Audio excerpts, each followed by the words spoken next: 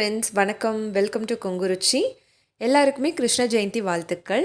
இந்த கிருஷ்ண ஜெயந்திக்கு நம்ம கிருஷ்ணருக்கு படைக்கக்கூடிய நெய்வேத்தியம் பால் பொருளாக இருந்தால் ரொம்ப விசேஷம். ஸோ வீட்டில் இருக்கக்கூடிய பால் சர்க்கரையை வச்சு ஒரு ஈஸியான ரெசிபி பண்ணணும்னு நம்ம நினச்சோன்னா அது கண்டிப்பாக பால்கோவா தான். ஸோ இந்த பால்கோவா எப்படி குவிக் அண்ட் ஈஸியாக பண்ணலாம் அப்படிங்கிறத பார்க்கலாம் வாங்க.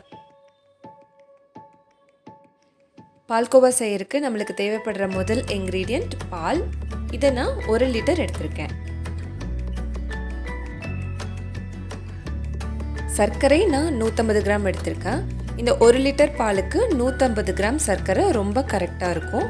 பட் உங்களுக்கு இன்னும் கொஞ்சம் ஸ்வீட்னஸ் அதிகமாக வேணும்னா 50 கிராம் அதிகமாக கூட சேர்த்துக்கலாம். 4 இல்லைன்னா 5 ஏலக்காயை தட்டி பொடி பண்ணி தோலை ரிமூவ் பண்ணிவிட்டு இந்த மாதிரி விதைகளை மட்டும் தனியாக எடுத்து வச்சுக்கோங்க. இப்போது ஒரு அடிகனமான பேன் எடுத்து அடுப்பில் வச்சு அதில் நம்ம பாலை ஊற்றிடலாம். பால் இப்போ கொதிக்கிற மாதிரி இருக்குது. இந்த ஸ்டேஜ்லேயே நீங்கள் நல்லா மிக்ஸ் பண்ணி விட்டுட்டே இருங்க.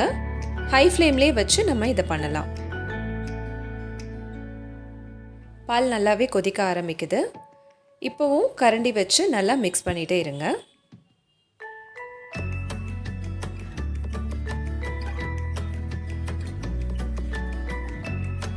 15 மினிட்ஸ் ஆயிடுச்சு. இப்போ பால் திக்காக ஆரம்பிச்சிருச்சு. பால் நல்லா திக்காயிட்டு வரும்போது இந்த மாதிரி ஆடை கட்டுங்க. பாத்திரத்தில் ஒட்டாத மாதிரி இந்த மாதிரி சைடில் இருந்து எடுத்து விட்டுட்டே இருங்க.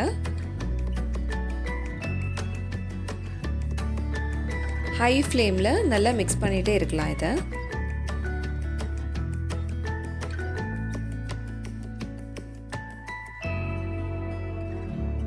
½ அன் ஹவருக்கு அப்புறமா எவ்வளோ திக்காயிடுச்சு பாருங்கள். இந்த ஸ்டேஜில் நீங்கள் சைடில் இருந்து எடுத்து விட்டு மிக்ஸ் பண்ணிகிட்டே இருக்கணும்.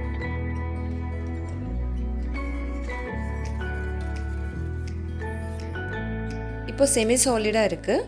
இப்போ சுகரை நம்ம ஆட் பண்ணிடலாம். ஆட் பண்ணி நல்லா ப்ராப்பராக மிக்ஸ் பண்ணி விடுங்க.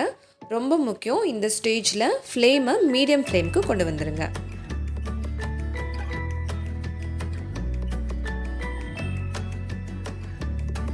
சுகர் ஆட் பண்ணதுக்கப்புறம் பால்கோவா நல்லா மெல்ட் ஆகும். அந்த டைமில் நீங்கள் மீடியம் ஃப்ளேமில் வச்சு நல்லா மிக்ஸ் பண்ணிகிட்டே இருங்க.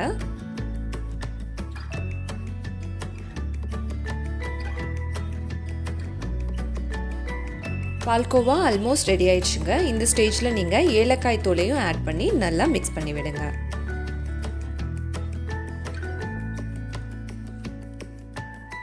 பால்கோவா ரெடி ஆயிடுச்சு. இப்போ நீங்கள் 1 டேபிள் ஸ்பூன் நெய் ஊற்றி நல்லா மிக்ஸ் பண்ணி விடுங்க.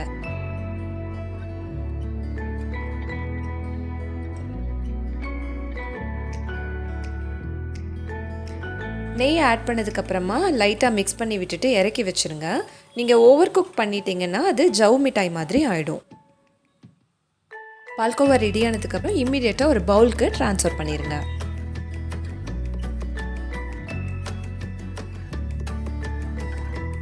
உங்ககிட்ட ட்ரை நட்ஸ் இருந்ததுன்னா அது கூட நீங்கள் ஆட் பண்ணிக்கலாம்.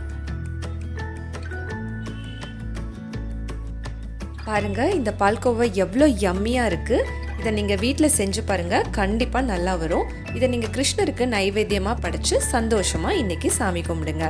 இந்த ரெசிபி உங்களுக்கு ரொம்ப பிடிச்சிருந்ததுன்னா உங்கள் ஃப்ரெண்ட்ஸ் அண்ட் ஃபேமிலிஸ்க்கு ஷேர் பண்ணுங்கள், சப்ஸ்கிரைப் பண்ண சொல்லுங்கள். தேங்க்யூ ஸோ மச் ஃபார் வாட்சிங் கொங்குருச்சி.